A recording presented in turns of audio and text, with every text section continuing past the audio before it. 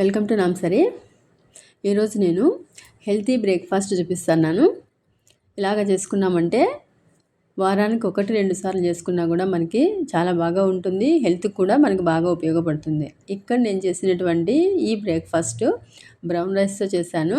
Brown రైస్తో చూడండి, ఇక్కడ 1 కప్పు ఫుల్గా తీసుకున్నాను బ్రౌన్ రైస్ని. ఈ బ్రౌన్ రైస్ని నేను 4 కప్పుల వరకు నీళ్ళు వేసుకొని ఉడికించుకున్నాను, డైరెక్ట్గా నానబెట్టకుండా. అలాగే అరకప్పు వరకు పెసరపప్పు, ఈ రెండింటిని కూడా ఉడికించుకున్నాను. ఇప్పుడు ఒక 1/2 లీటర్ వరకు నీళ్లు చూడండి మరిగించుకున్నాను ఆల్రెడీ.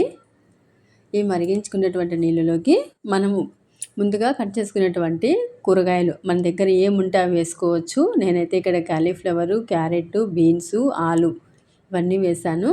వేసి మూత పెట్టుకొని మనం ఒక 5 నిమిషాలు ఉడికించుకోవాలి. ఇప్పుడు చూడండి, బ్రౌన్ రైస్ ఉడికించుకున్న. మీరు కావాలంటే నానబెట్టుకొని ఉడికించుకుంటే ఇంకా మెత్తగా అయినా ఉడుకుతుంది. నేనైతే డైరెక్ట్గా ఉడికించేసుకున్నాను ఇలాగా. అలాగే పెసరపప్పు కూడా ఉడికించి పక్కన పెట్టేసుకున్నాను.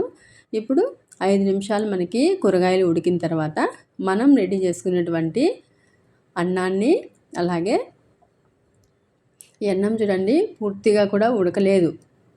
ఇక్కడ నేను నానబెట్టలేదు కాబట్టి మనకి అంతగా మెత్తగా కాలేదు, కానీ ఇక్కడ మనం ఉడికిస్తే పూర్తిగా ఉడికిపోతుంది. అలాగే పెసరపప్పు కూడా మొత్తం అంతా వేసేసుకున్నాను. వేసేసుకొని ఒక్కసారి అంతా బాగా కలిపేసుకున్న తర్వాత ఇందులోకి పసుపు అలాగే ఉప్పు కానీ వేసేసుకోవాలి. ఎందుకంటే బ్రౌన్ రైస్ ఇంకా కాస్త ఉడకాలి కదా, అందుకోసమని ఉప్పు వేసేసుకుంటాను. వేసేసుకొని అంతా ఒక్కసారి కలిపేసుకొని మనము ఫ్లేమ్ని లో ఫ్లేమ్లో పెట్టుకొని మనం బాగా మెత్తగా ఉడికించుకోవాలి. అప్పుడే మనకి బ్రౌన్ రైస్ బాగా మెత్తగా ఉడుకుతాయి. ఒకవేళ మీరు ముందే నానబెట్టుకుంటే మనకి త్వరగానే ఉడికిపోతాయి, కానీ ఇక్కడ నేను నానబెట్టుకున్నా చేస్తానని కాబట్టి డైరెక్ట్గా ఇలాగ లో ఫ్లేమ్లో వేసుకున్నా. అలాగే కారానికి కొద్దిగా పచ్చిమిర్చి వేసుకున్నా, ఒక 2 పచ్చిమిర్చి. ఒకవేళ మనకి స్పైసీగా కావాలనుకుంటే ఇంకా ఒక 4-5 అన్నా వేసుకోవచ్చు. కానీ ఇలాగ చేసామంటే చిన్నపిల్లలు కూడా ఈజీగా తినేస్తారు. చూడండి, ఇక్కడ లో ఫ్లేమ్లో పెట్టుకొని ఉడికించుకుంటే నాకైతే రైస్ కూడా బాగా ఉడికిపోయింది. ఇలాగ ఉడికిన తర్వాత మనకి ఇప్పుడు ఇందులోకి టమోటా అలాగే ఉల్లిపాయ, ఒకటి చిన్న టమోటా, ఉల్లిపాయ రెండింటినీ కూడా కట్ చేసుకొని వేసుకొని ఇంకొక 5 నిమిషాలు మరీ టమోటా మెత్తగా కాకుండా, మనకి టమోటా కూడా పూర్తిగా మెత్తగా కావాలనుకుంటే మనం ముందుగానే వేసుకోవచ్చు. కానీ ఇక్కడ నేను మెత్తగా అయితే కానిచ్చట్లేదు, అందుకోసమే లాస్ట్లో వేసుకొని ఒక 5 నిమిషాలు మూత పెట్టుకొని లో ఫ్లేమ్లో పెట్టుకొని ఉడికించుకుంటాను. చూడండి, ఇప్పుడు చివరిగా కరివేపాకు అలాగే కొత్తిమీర వేసుకొని అంతా ఒక్కసారి బాగా కలిపేసుకుంటే టమోటా కూడా మనకి మరీ అంత మెత్తగా కాకుండా టమోటా ఉడికించుకున్నాము. ఇలాగా ఉడికిన తర్వాత ఇప్పుడు మనము ఒక్కసారి మూత పెట్టేసుకొని దీనికి కావాల్సినటువంటి పోపు పెట్టుకోవాలి. మూత పెట్టేసుకుంటున్నాను. ఇప్పుడు చూడండి, పోపుకి ఒక 2 స్పూన్ల వరకు నూనె తీసుకొని ఇందులోకి నూనె వేడెక్కిన తర్వాత కాజు కొద్దిగా ఎక్కువగానే వేసుకున్నాను. ఒకవేళ మీ దగ్గర లేవు అనుకుంటే స్కిప్ చేసేసుకోవచ్చు, కానీ కాజు వేస్తే మంచి ఫ్లేవరు ఉంటుంది, అలాగే టేస్ట్ కూడా బాగా ఉంటుంది.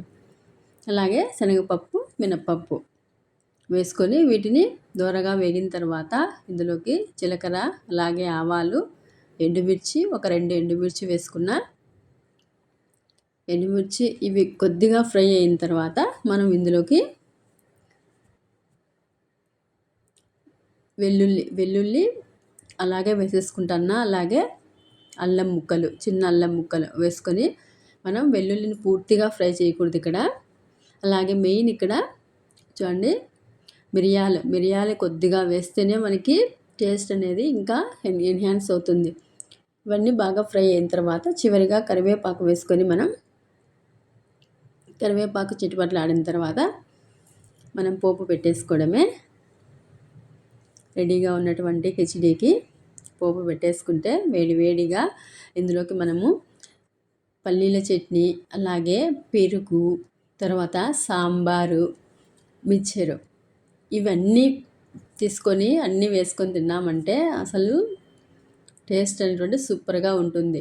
అన్నీ పల్లీల చట్నీ ఉండాలి, పెరుగు ఉండాలి, అలాగే మిక్చర్ ఉండాలి. ఇవన్నీ పెట్టుకొని తిని చూడండి ఒక్కసారి, మీకే తెలుస్తుంది. చివరిగా నెయ్యి వేసుకొని మనం సర్వ్ చేసుకుంటే వేడివేడిగా రెడీ అయిపోయింది.